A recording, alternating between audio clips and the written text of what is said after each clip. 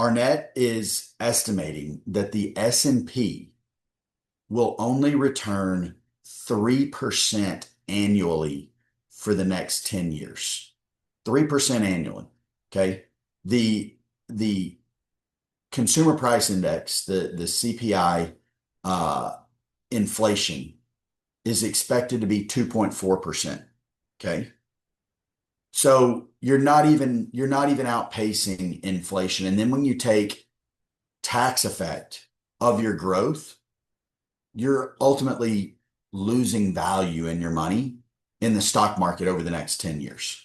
Okay. So stocks generate a return in three ways.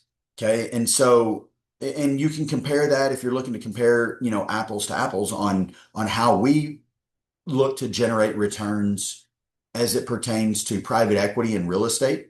I have four ways that we focus on. Okay.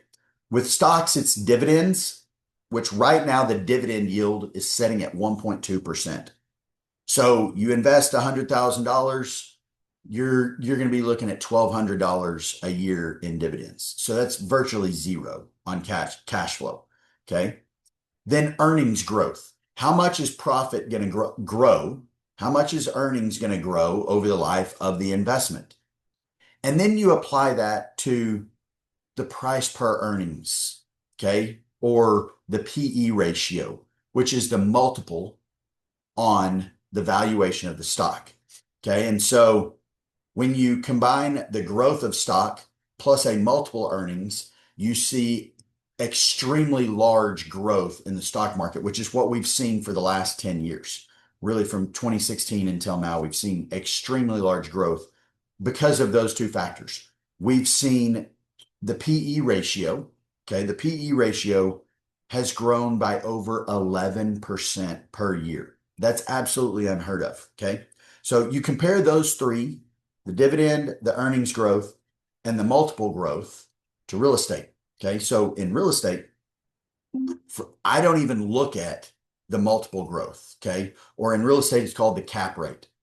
I assume that the cap rate is actually going to get higher after we buy it, or the value is going to go down because cap rate is a percentage and you divide income by that percentage to get your value of the asset. So if you're buying at a 5 cap and selling at a 6 cap and your earnings stayed exactly the same, the value of the asset's going to go down a little bit. Okay.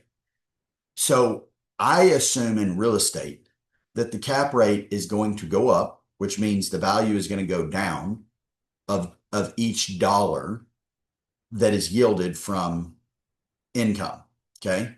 So the focus has to be growing the income dollars. Okay. And how do we do that? So you've got 3 in stocks and 4 in real estate. The first one is equity. Okay. I want to buy an asset. If I'm going to buy an asset, I'm going to be buying that at a discount on the front end. Okay. With a stock, you're paying face value for it. Okay. Whatever the multiple is, you're paying that multiple. Okay.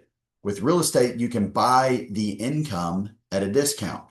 What allows you to do that? Well, number one, right now is the most opportune time to do that because of what I just said, that we've got banks that are taking assets back. And I'm going to get into an article here in a little bit about that. Banks that are taking assets back, or we've got really operators that are just so exhausted that they can't even keep up anymore. Okay. They're just throwing in the white towel and quitting.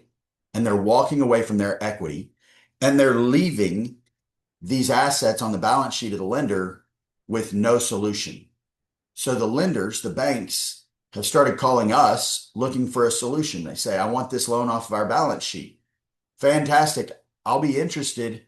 But if you've got an asset that the operator paid $14 million for, put another $1 million in it, they're in it at $15 million. The operator's walking away from that $5 million and lender, you've got a $10 million loan. I'm not paying $10 million. I'm negotiating that loan down to $6.5 or $7 million. Okay. And so now I'm getting an asset at a discount. Okay. And that asset with our value add put in it with stabilizing the asset, that most of these are below stabilization. Their occupancy rates are compressed down, or maybe their occupancy rate is high, but they're way below market on rent. Okay, so we're going to step in and we're going to immediately recognize that value growth. Okay, so buying an asset at $7 million that day one is worth 12 million, and once we're done with the business plan is worth 17, 18 million. So with that, okay, the second aspect is appreciation. Okay. How much does the market appreciate? And I'm not talking about the cap rate appreciation. I'm talking about appreciation of the population, the income growth in the area. So median household income. Okay. And so with that, you apply inflation to rent, and now you've got the ability to grow income because the population where you've invested is growing, the demand for housing is growing, and the value for that housing is growing. Okay. And so now you've got appreciation. Okay. The third thing that I look for is cash flow, like a dividend in stock. Okay. I want that to average out somewhere between 4 and 8%. Okay. Like I said, year one, 2 to 4%. Year two, 3, 4, 5, 6%. Year three, 6 to 8% is what we're looking for. Okay. So the last 3 years, we've seen little to no cash flow. I've got a couple of my funds that have had cash flow. I've got a number of funds that have not had cash flow over the last 3 years. Okay. We're setting at a time now with when we can buy an asset at 55 cents on the dollar. What we can do is we can come in with lower leverage. Okay. Maybe we even buy the asset at 65 cents on the dollar. But on that 65 cents that we're paying on the value, we're only getting a 50 to 55% loan on that. So the overall leverage, the overall loan to total value is setting it around 40, 45% max. We're going to see a lot more cash flow coming off of that.